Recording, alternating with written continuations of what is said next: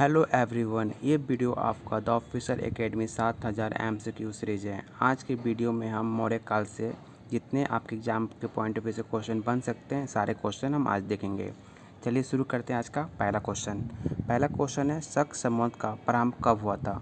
इसका जो right answer हो जाएगा ऑप्शन सी 80 ईस्वी में स्टार्ट हुआ था। दूसरी शताब्दी के आसपास रचित संस्कृत के शिलालेख के अनुसार सुदर्शन झील एक कृत्रिम जलाशय की मरम्मत किसने कराई थी। इसका जो राइट आंसर हो जाएगा ऑप्शन सी रुद्र दमन ने। क्वेश्चन थर्ड कह रहा है मौर्य समाज का अंतिम शासक कौन था। तो ब्रिद्रोह आपका मौर्य समाज का अंतिम शासक हुआ करता था। मेघअसनीज को राजदूत के रूप में किसके दरबार में भेजा गया था। तो चंद्रगुप्त मौर्य के दरबार में भेजा गया था, आप इसे याद रखिएगा। कौन सी पुस्तक बिंदुसार को एक अभिषिक्त क्षत्रिय वर्णित करता है। तो इसका जो राइट आंसर हो जाएगा दिव्य गोदान इसका राइट आंसर होगा। मौर्य काल में कंटक शोधन न्यायालय किस प्रकार न्याय करता था। तो फौजदारी इसका राइट आंसर हो जाएगा ऑप्शन बी। संहारता कौन था। तो महासंघकर्ता इसका राइट आंसर होगा ऑप्शन ए। मौर्य काल में शासकीय भूमि से प्राप्त आय को क्या कहा जाता था। इसका जो राइट आंसर हो जाएगा ऑप्शन डी सीता कहा जाता था। क्वेश्चन 9 कह रहा है मौर्य काल में शिक्षा का सर्वाधिक प्रसिद्ध केंद्र कहाँ था। तो तक्षशिला, इसे आप याद रखिएगा, बहुत बार क्वेश्चन में पूछा जा चुका है। कौटिल्य का अर्थशास्त्र कितने अधिकरणों में विभाजित है। तो टोटल 15। आपका राइट आंसर हो जाएगा ऑप्शन डी। किस शिलालेख में अशोक ने त्रिरत्न में अपना विश्वास प्रकट किया है। इसका राइट आंसर होगा ऑप्शन डी भालू। वह स्तंभ जिसके अशोक ने स्वयं को मगध का सम्राट बताया है। तो भानु स्तंभ इसका राइट आंसर होगा। अगला क्वेश्चन है अशोक के शिलालेखों में प्रयुक्त भाषा क्या है। तो संस्कृत या प्राकृत या पाली। इसका जो राइट आंसर हो जाएगा प्राकृत आपका राइट आंसर होगा।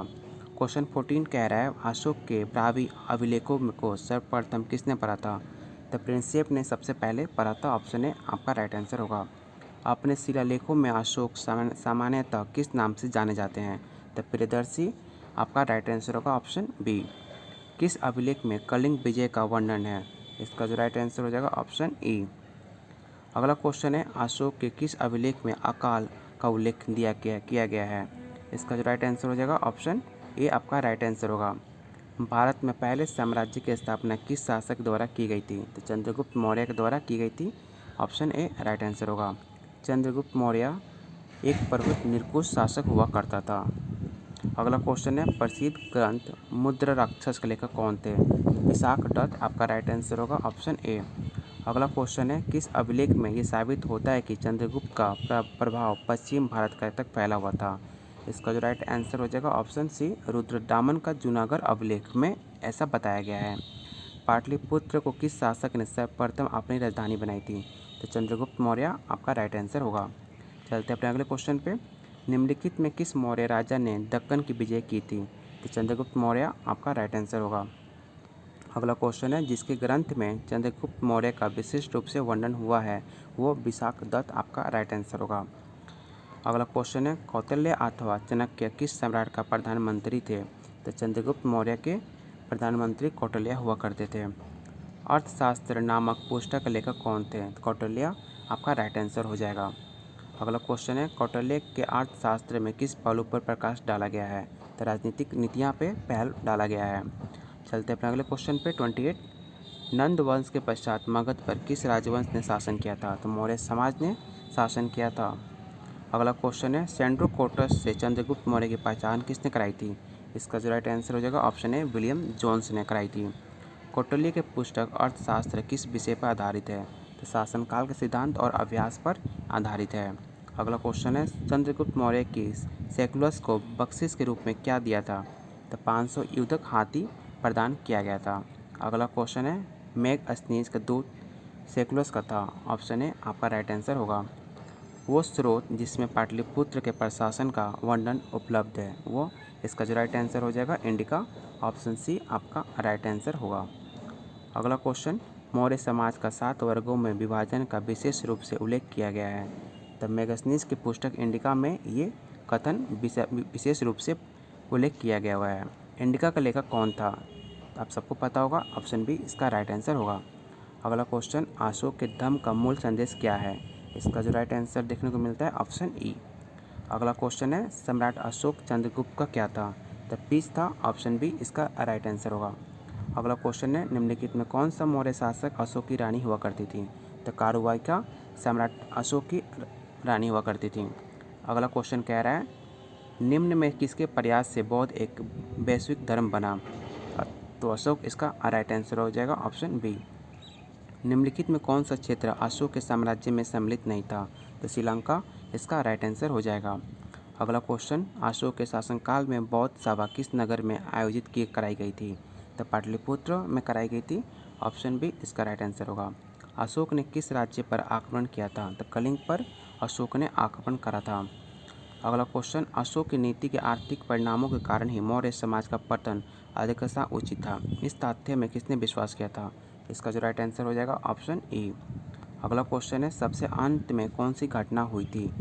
तो अशोक का कलिंग विजय इसमें सबसे लास्ट में आएगा। अगला क्वेश्चन है, अंतिम मौर्य सम्राट कौन था? तो इसका जो राइट आंसर हो जाएगा, बृहद्रथ आपका अंतिम मौर्य सम्राट हुआ करता था। अर्थशास्त्र के अनुसार सीता भूमि का अभिप्राय क्या है? तो जनजातियों द्वारा जोती जाने वाली भूमि, इसका राइट आंसर हो जाएगा। मौर्य वंश के पश्चात किस वंश का राज स्थापित हुआ? तो इसका जो राइट आंसर होगा, ऑप्शन डी सूर्य वंश इसका राइट आंसर हो जाएगा। गौतमी पुत्र सतीकर्णी के संबंध किस राजवंश से था? तो सातवाहन इसका राइट आंसर होगा, ऑप्शन बी। अगला क्वेश्चन, शुंग वंश के बाद किस वंश ने भारत पर राज किया था? तो कनौ इसका राइट आंसर होगा, ऑप्शन सी। चलते हैं अपने अगले क्वेश्चन पे। कलिंग नरेश खारवेल का संबंध किससे था? इसका जो राइट आंसर होगा, ऑप्शन ई। अगला क्वेश्चन है, राजा खारवेल का नाम किससे जुड़ा हुआ है? तो हाथी गुम्फा लेक के साथ जुड़ा हुआ है। अगला क्वेश्चन, कलिंग नरेश खारवेल की हाथी गुम्फा के प्रशासित किस भाषा में अंकित है? तो प्राकृत इसका राइट आंसर होगा, ऑप्शन ए। शक संवत्सर किस वर्ष प्रारंभ हुआ था? 78 ईस्वी में ये प्रारंभ हुआ था। अगला क्वेश्चन है, निम्नलिखित में किनको शक सावंत की स्थापना का श्रेय दिया जाता है? तो कुषाणों को ये श्रेय जाता है। अगला क्वेश्चन है, गौतम बुद्ध को एक देवता का स्थान किस राजा के युग में प्राप्त हुआ? इसका जो राइट आंसर हो जाएगा, ऑप्शन बी इसका राइट आंसर होगा। इनमें से किसने सर्वप्रथम व्यापक पैमाने पर स्वर्ण मुद्रा का प्रचलन किया था? इसका जो राइट आंसर हो जाएगा, ऑप्शन सी व्यूम कफिसेस इसका राइट आंसर होगा। कला की गंधार शैली निम्न समय में फली फूली? कुषाणों के समय इसका राइट आंसर होगा। अगला क्वेश्चन है, कनिष्क के शासनकाल में बौद्ध सभा किस नगर में आयोजित कराई गई थी? तो राजगीर में कराई गई थी। अगला क्वेश्चन, सांची का विशाल स्तूप समय को निर्धारित करता है? तो मौर्य इसका राइट आंसर होगा। क्वेश्चन 60 कह रहा है, कौन सा पुरातत्व का स्थल मौर्य राज्य प्रसाद से संबंध है? तो इसका जो राइट आंसर होगा, कुम्हार, ऑप्शन डी। चलते हैं अपने अगले क्वेश्चन पे। ताम्रपत्र क्या है? तो मौर्य समाज से संबंधित एक तांबे का प्लेट इसका राइट आंसर होगा। अगला क्वेश्चन, बराबर की गुफाएं को अशोक ने किस संप्रदाय को दान में दिया था? तो आजीवक इसका राइट आंसर होगा। क्वेश्चन 63, निम्नलिखित में कौन सा एक मूर्ति शिल्प मौर्य काल का नहीं है? तो मथुरा से प्राप्त खड़ी बुद्ध मूर्ति ये आपका मौर्य काल से नहीं है। पाटलिपुत्र में चंद्रगुप्त का महल मुख्यतः किससे बना हुआ था? तो लकड़ी से बना हुआ था, आप सबको पता भी होगा। अगला क्वेश्चन, भूमि अनुदान किन्हें दिए गए थे जो शाही दरबार से जुड़े हुए थे? तो ब्राह्मण को दिए गए थे, ऑप्शन बी राइट आंसर होगा। भारत के सोने के सिक्के किन प्रथम शासकों द्वारा जारी किए गए थे? इसका जो राइट आंसर हो जाएगा, ऑप्शन बी भारतीय यूनानियों द्वारा शुरू किया गया था। पेरिप्लस ऑफ द इंडियन की पुस्तक किसने लिखी थी? इसका जो राइट आंसर हो जाएगा, ऑप्शन ई। उस स्रोत का नाम बतलाए जो प्राचीन भारत के व्यापारिक मार्गों का मौन है? इसका जो राइट आंसर हो जाएगा, ऑप्शन बी मिलिंद पनो। इनमें से कौन सा शकवास की कर्दमक शाखा का संस्थापक था? इसका जो राइट आंसर होगा, ऑप्शन ए जस्टान। रोमन साम्राज्य से व्यापारिक संबंध किसने स्थापित करी थी? इसका जो राइट आंसर हो जाएगा, ऑप्शन ई। कुछ और क्वेश्चन देखते हैं मौर्य समाज से। 326 ईस्वी पूर्व में भारत पर आक्रमण करने के लिए सिकंदर ने सबसे पहले निम्नलिखित में किस नदी पार किया था? आप सबको पता होगा, सिंध नदी को पार किया था। चलते अपने अगले क्वेश्चन पे। मध्य प्रदेश में भगवान बुद्ध के सम्मान में सम्राट अशोक द्वारा बनवाया गया बौद्ध स्मारक है? इसका जो राइट आंसर होगा, सांची स्तूप आपका राइट आंसर होगा। सांची के स्तूप का निर्माण किसने कराया था? अशोक ने कराया था, अभी हमने पढ़ा भी था। अगला क्वेश्चन है, बौद्ध धर्म में संबंधित प्रख्यात भवन संरचना धार्मिक स्तूप का निर्माण मूलतः वंश के शासनकाल के दौरान कराया गया था? तो मार्च इसका राइट आंसर हो जाएगा, मार्च में कराया गया था। मौर्य इसका राइट आंसर होगा। बौद्ध संरचना धार्मिक स्तूप कहाँ पर है? तो सारनाथ में ये देखने को मिलता है। ऑप्शन ए आपका राइट आंसर होगा। तृतीय बौद्ध परिषद का आयोजन किसके द्वारा कराया गया था? तो अशोक द्वारा कराया गया था, इसे आप लोग याद रखिएगा। अगला क्वेश्चन है, चंद्रगुप्त मौर्य मौर्य वंश का संस्थापक थे। भारतीय इतिहास में उनके शासन के बारे में निम्नलिखित में कौन सा कथन गलत है? तो इसका जो राइट आंसर हो जाएगा आपका ऑप्शन बी, बैरम खां उसका सबसे अच्छा सहयोगी, संरक्षक और मार्गदर्शक था। ये कथन आपका गलत है। अगला क्वेश्चन, अशोक तर्कसिद्ध रूप से प्रारंभिक भारत के सबसे प्रसिद्ध शासक हुआ करता था। जिसने कलिंग पर विजय प्राप्त की, वो किसके पोते थे? तो चंद्रगुप्त मौर्य के पोता हुआ करते थे अशोक। अगला क्वेश्चन है, ऐतिहासिक ग्राउंड ट्रक रूट का निर्माण कई शासकों द्वारा कराया गया था। मौर्य वंश का शासनकाल के दौरान इसे क्या कहा जाता था? तो उत्तरापथ कहा जाता था। आप लोग इसे याद रखिएगा। कलिंग युद्ध की हिंसा को देखकर प्रतिशोध लेने की सोच रखने वाला सम्राट अशोक का हृदय परिवर्तन हुआ और एक स्थिर चित्त एवं शांतिप्रिय सम्राट और देश के अनुयायी बन गया। तो बौद्ध धर्म से ये काफ़ी ज़्यादा प्रभावित हुआ था। अगला क्वेश्चन है, चंद्रगुप्त मौर्य के गुरु कौन हुआ करते थे? इसका जो राइट आंसर हो जाएगा विष्णुगुप्त। आप लोग इसे ध्यान दीजिएगा। अगला क्वेश्चन, उदयन ने मगध की राजधानी को किस शहर से हटाकर पाटलिपुत्र में स्थानांतरित किया गया? तो आप सबको पता होगा, राजगीर से हटाकर पाटलिपुत्र को अपनी राजधानी बनाया था। निम्नलिखित में कौन सी पुस्तक मेगस्थनीज ने लिखी है? इसका जो राइट आंसर हो जाएगा इंडिका लिखा हुआ है। अगला क्वेश्चन है, अशोक ने प्राचीनतम प्राप्त अभिलेख निम्न में किसका लिपि से लिखे गए हैं? इसका जो राइट आंसर हो जाएगा ऑप्शन सी। अगला क्वेश्चन, इनमें से किसने मौर्य प्रशासन ने अध्यक्षों को विभिन्न विभागों के अधीक्षकों के रूप में उल्लेखित किया था? इसका जो राइट आंसर हो जाएगा ऑप्शन ए कौटिल्य। अगला क्वेश्चन, सम्राट अशोक ने बौद्ध धर्म के आदर्शों के प्रचार के लिए धर्म प्रचारकों को दूर दराज के स्थानों पर भेजा ताकि लोग भगवान बुद्ध की शिक्षाओं द्वारा अपने जीवन को प्रेरित कर सकें। इसका जो राइट आंसर हो जाएगा ऑप्शन सी, महेंद्र एवं संघमित्रा उनके बेटा बेटी को अपने भेजा था। निम्नलिखित में कौन सा राजा संघमित्रा और महेंद्रमरण का पिता हुआ करते था? इसका जो राइट आंसर होगा अशोक के, वो दोनों बेटा बेटी हुआ करते थे। अशोक ने धार्मिकता द्वारा विजय की नीति विकसित की थी। ऑप्शन सी आपका राइट आंसर होगा। अशोक के शासनकाल की सबसे महत्वपूर्ण घटना कलिंग आधुनिक युग में पर विजय थी। उनके जीवन का एक महत्वपूर्ण परिवर्तन सिद्ध हुआ। तो इसका राइट आंसर हो जाएगा ऑप्शन डी। अशोक ने किसके युद्ध के बाद बौद्ध उपदेशों का अपना लिया था? इसका राइट आंसर हो जाएगा ऑप्शन कलिंग। आप इसे याद रखिएगा। चलते हैं अपने अगले क्वेश्चन पे। प्रसिद्ध कलिंग युद्ध ने सम्राट अशोक के बुद्ध छोड़ने और बौद्ध धर्म अपनाने के लिए प्रेरित किया था। ये युद्ध उड़ीसा में कब लड़ा गया था? तो 261 ईस्वी में ये युद्ध उड़ीसा में लड़ा गया था। अगला क्वेश्चन, अशोक के किस शिलालेख में कलिंग युद्ध में अशोक के विजय का उल्लेख किया गया है? तो 13वें। इसका राइट आंसर हो जाएगा ऑप्शन ए। चंद्रगुप्त का पुत्र मौर्य समाज का सिंहासन पर बैठने वाला दूसरा शासक था। तो बिंदुसार हुआ करता था दूसरा शासक। अगला क्वेश्चन, सम्राट अशोक का पुत्र था जो मौर्य वंश से संबंधित था। तो बिंदुसार इसका राइट आंसर हो जाएगा। बिंदुसार का बेटा अशोक हुआ करता था।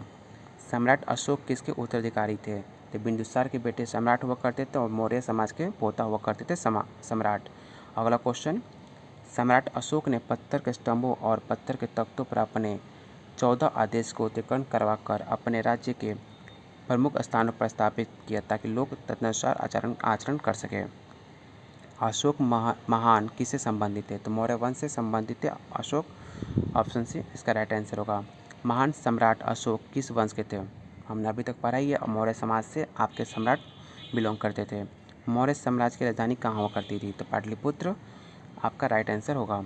अगला क्वेश्चन है, कौटिल्य का अर्थशास्त्र हमें प्रशासन के बारे में जानकारी देता है। तो मौर्य समाज के बारे में जानकारी देता है कौटिल्य का अर्थशास्त्र। चाणक्य का एक अन्य नाम क्या था? इसका जो राइट आंसर हो जाएगा विष्णुगुप्त हुआ करता था चाणक्य का नाम। अगला क्वेश्चन है, मेगस्थनीज भारत आने वाला सबसे पहले शुरुआती खोजकर्ताओं में से एक था। उसका संबंध किस देश से था? इसका जो राइट आंसर हो जाएगा यूनान से वो आया था।